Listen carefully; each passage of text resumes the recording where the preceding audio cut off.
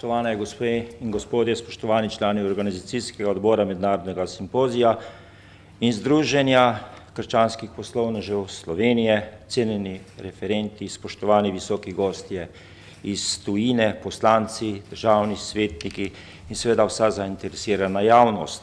Veliko čast in zadovoljstvo mi je, da vas lahko v imenu predsednika Državnega sveta gospoda Mitje Bervarja in v svojem imenu pozdravim na mednarodnem simpoziju, ki se v okviru dogodkov socialnega tedna že tradicionalno odvija v prostorih Državnega sveta, drugega doma slovenskega parlamenta.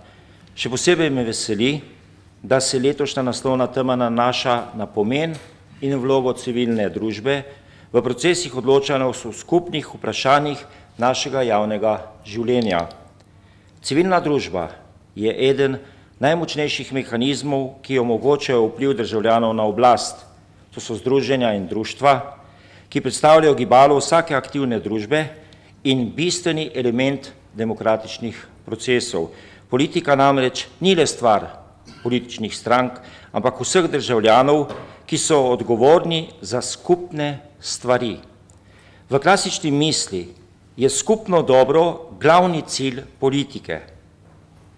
Aristotel je postavil skupno dobro med etiko in politiko, ko je poudaril, da polis ostaja, da omogoči življenje bolj lepo in dobro mesto je tudi najboljše dobro za osebo.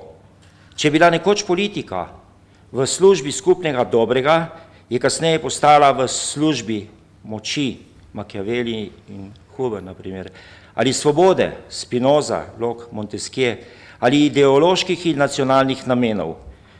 Jacques Maritain, ki ga nekateri imenujejo filozofa skupnega dobra, je z veliko jasnostjo pokazal na bistvo tega pojma. Družba, ki razvija skupno dobro, ima značaj sodelovanja in deležnosti. Ta družba se navdihuje pri pojmu osebe in njenega dostojanstva, pri principu odgovornosti, ki vodi do dialoškega načina sobivanja v sodobni družbi. Civilna družba skrbi za skupno dobro, obenem nastavlja ogledalo etablirani politiki, da se vidi v njenem delovanju je kritični in ozaveščeni del družbe, ki zahteva spremembe. V državah, kjer je šibka civilna družba, obstaja nevarnost, da oblast deluje za svoje sebične cilje in ne v službi skupnega dobrega, ki ima prvenstveno nalogo ščititi šibke in nemočne ter zavarovati kulturne, ekonomske in duhovne temelje, ki povezujejo družbo. Zato imajo države z dolgo demokratično tradicijo navadno tudi močno civilno družbo in so trden korektiv aktualni politiki. Državni svet so si tvorci sodobne slovenske ustavne in politične ureditve izvorno zamišljali kot varovalko v parlamentarnem sistemu.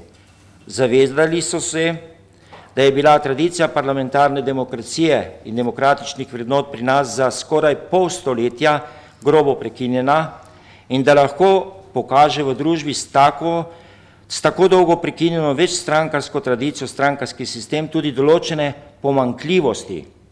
Ocenili so, da je dvodomnost dober način za blaženje ozke strankarske politike, ki v tranzicijskih državah pogosto ne išče konsenza, temveč jo ogroža njena, bom rekel, ideološka izključenost.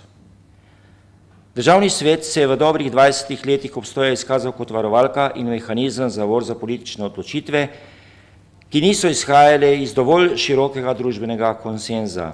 Poudaril sem že, da je državni svet povezovalec in kritični akter med politiko in javnostjo, ker so v njem prisotni različni ustvarjalci družbenega življenja. Po državnem svetu se morajo ti predlogi in ideje pretvoriti v zahteve in predloge za zakonodajni proces.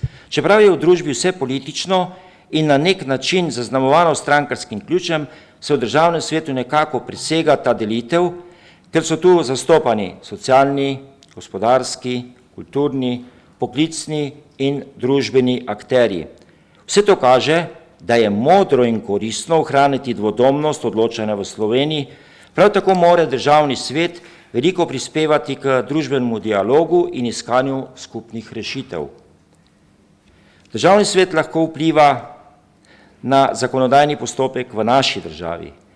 Državnemu zboru ima možnost predlagati sprejem zakonov, podajati mnenja, vlagati zahteve po odložilnem vetu, zahtevati parlamentarno preiskavo in tudi ustavno presojo. Čeprav je njegova vloga posvetovalnega značaja, ohranja svoj suspenzivni in nadzorni značaj.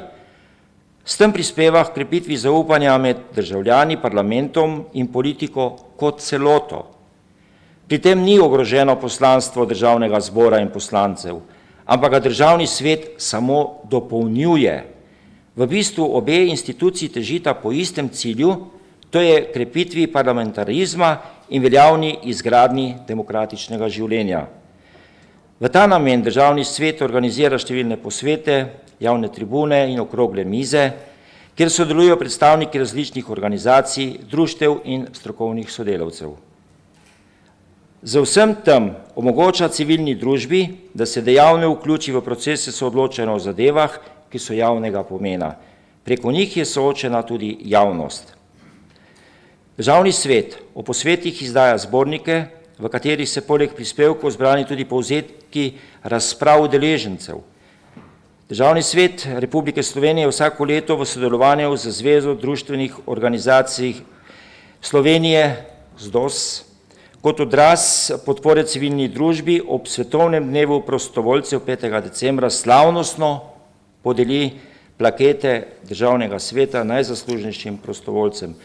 Spoštovane gospe in gospodje, Državni svet se je v praksi izkazal kot institucija, ki dejavno sodeluje s civilno družbo in omogoča pretok informacij ter sodelovanje institucij civilne družbe z delom parlamenta in zagotavlja, da so upoštevani interesi civilne družbe pri zakonodajnih odločitvah.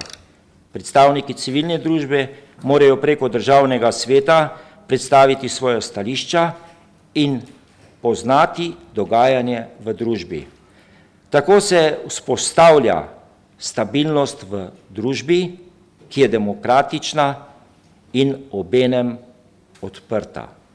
Hvala lepa.